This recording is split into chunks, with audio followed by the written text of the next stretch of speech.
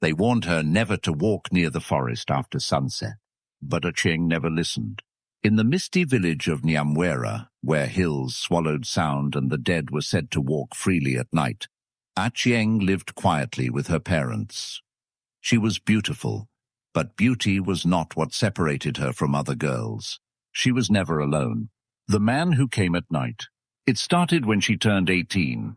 Every night, Achieng dreamed of the same man, tall, calm, and dressed in white. His face was always hidden, but his voice felt familiar, like a memory from another life. "I have waited for you," he whispered. When she woke up, her heart raced, yet she felt strangely safe. Soon the dreams followed her into the day. Footsteps echoed behind her when no one was there. Doors opened by themselves. At the river, invisible hands guided her through deep water. No harm ever touched her, but freedom slowly disappeared. The warning the elders gave. The elders have spoken. One evening, the village A great diviner danger came and approaches. invited. We must "This girl prepare." walks with something that is not human," he said. "A spirit has placed a claim on her." Rituals were performed. Animals were sacrificed. Prayers filled the air. That night a cold wind tore through the compound, and a voice thundered from nowhere. "She belongs to me." By morning every suitor had vanished. The proposal no one heard. On a full moon night, the man appeared again, this time closer. "Become my clearer. wife. Become my You will wife," he never, said. never lack. "You will never suffer. Your family will Your never people suffer. will never lack." What will I Achieng lose? trembled. "What will I lose?" Only the world Only that the never world loved that never you. loved you, he replied. Wow. When she woke up, a single white bead lay beside her pillow.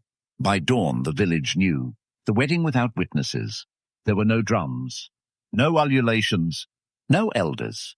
At midnight, Achieng walked alone into the forest, dressed in white. Witnesses later swore the trees bent as she passed, and the ground hummed softly beneath her feet. Vows were exchanged without words.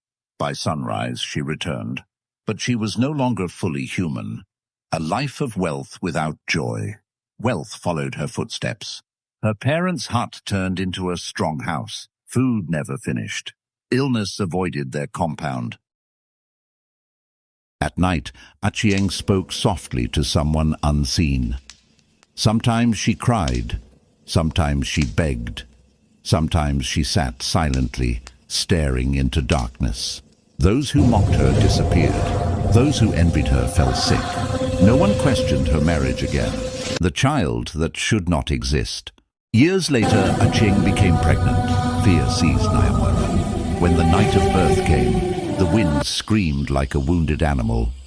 At dawn, she emerged holding a child wrapped in white cloth. The baby never cried, never blinked, never aged. That night, the spirit returned in a violent storm. "The child belongs to my world," he said. "You may stay with me or remain among humans without them."